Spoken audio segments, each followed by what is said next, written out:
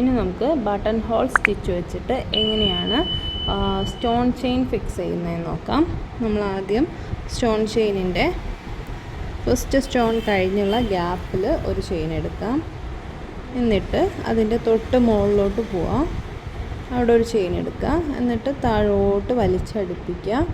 അവിടെ ലോക്കായിട്ടുണ്ട്. ദെൻ നമ്മൾ അടുപ്പിച്ച് ഒരു ചെയിൻ കൊടുക്കുക. ഇനി അടുത്ത സ്റ്റോണിൻ്റെ ഗ്യാപ്പിലോട്ട് പോവാം. നമ്മളൊരു ലൈൻ വരച്ചിട്ട്, എന്ത് ഷേപ്പിലാണെങ്കിലും ഒരു ലൈൻ വരച്ചിട്ട് ചെയ്യുമ്പോൾ ആ ലൈനിലൂടെ തന്നെ ഈ താഴ്ഭാഗത്ത് കാണുന്ന സ്റ്റിച്ചുകൾ ചെയ്യാനായിട്ട് നോക്കുക.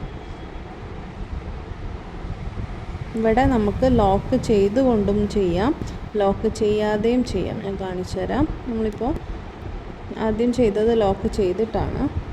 ഇനി നമുക്ക് ലോക്ക് ചെയ്യാണ്ട് ചെയ്ത് നോക്കാം. ഇതാ ഇവിടെ വന്ന് ഇവിടെ ചെയിൻ എടുക്കാതെ നമ്മൾ ഡയറക്റ്റ് അടുത്ത സ്റ്റോണിലോട്ട് കിടക്കുക. എന്താണെന്ന് വെച്ചാൽ സ്റ്റോൺ ചെയിൻ ഇടയ്ക്കുള്ളത് കൊണ്ട് നമുക്ക് ആ ഒരു ചെയിനിൻ്റെ ആവശ്യം ഇല്ല. കണ്ടോ, അങ്ങനെ പോയി നമ്മൾ ആ ലൈനിൽ തന്നെ ചെയിൻ എടുക്കുക. വരച്ച ലൈൻ എവിടെയാണെന്ന് വെച്ചാൽ അവിടെ തന്നെ ചെയിൻ എടുത്ത് കൊടുക്കുക. അപ്പോൾ നമ്മൾ വലിച്ചടിപ്പിക്കുമ്പോൾ സ്റ്റോൺ ചെയിൻ കറക്റ്റായിട്ട് നിന്നോളും. ഇത് ഏത് ഷേപ്പിലും നമുക്ക് ചെയ്യാൻ പറ്റും.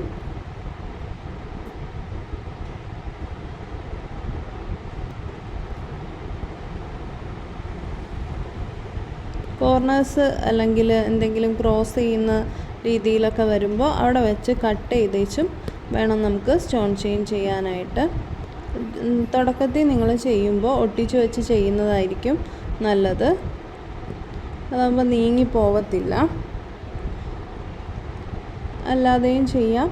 ഒട്ടിക്കാണ്ട് ചെയ്യുമ്പോൾ നമ്മൾ കറക്റ്റ് ലൈനിലൂടെ താഴ്ഭാഗത്തുള്ള ചെയിനുകൾ എടുക്കാനായിട്ട് ശ്രദ്ധിച്ചാൽ മതി.